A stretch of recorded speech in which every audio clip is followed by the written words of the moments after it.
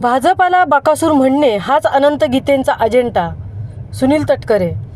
लोकसभेच्या तिसऱ्या टप्प्यातील मतदान अवघ्या काही दिवसांनी येऊन ठेपले आहे. कोकणातील रायगड लोकसभा मतदारसंघात महायुतीचे उमेदवार सुनील तटकरे यांनी प्रचारात आघाडी घेतल्याचे दिसते. विरोधकांकडून आंबेडकरी व अल्पसंख्याक जनतेमध्ये जाणीवपूर्वक विखार पसरवून सामाजिक सलोखा बिघडवला जात आहे. व्हॉट्सअपच्या माध्यमातून तसे मेसेज जात आहेत.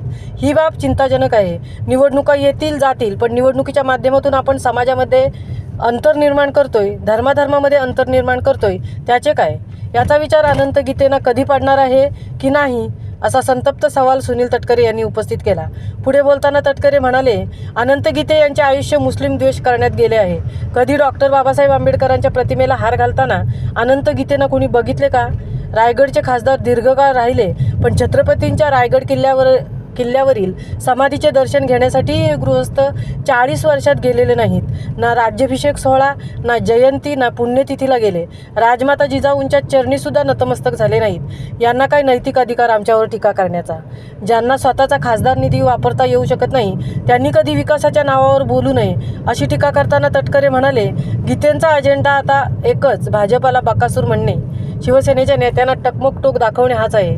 30 वर्ष संसदेत काम करणाऱ्या या व्यक्तीची भाषा अशा पद्धतीची आहे. आमच्याकडे रोडमॅप आहे, गेल्या 5 वर्षात केलेल्या कामांचाही आहे आणि पुढच्या 5 वर्षाचा देखील आहे.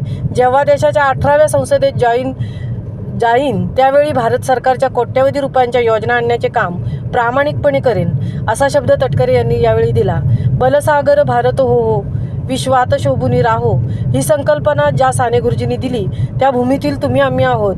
बलसागर भारत हो, याचा अर्थ विश्वात या भारताचे नाव जावो, हे साने गुरुजींनी त्या कालावधीत म्हटले होते. नरेंद्र मोदी त्याच पद्धतीने काम करत आहेत. विश्वात हा देश बलशाली होण्याचा प्रयत्न जेव्हा केला जातोय, त्यावेळी ऐतिहासिक स्वरूपाची निवडणूक आणि माझ्यासारखा कार्यकर्ता यांच्या पाठीमागे खंबीरपणे उभे राहावे, असे आवाहन तटकरे यांनी उपस्थितांना केले. महामुंबईसह संदीप जाबडे, मंडणगड, दापोली.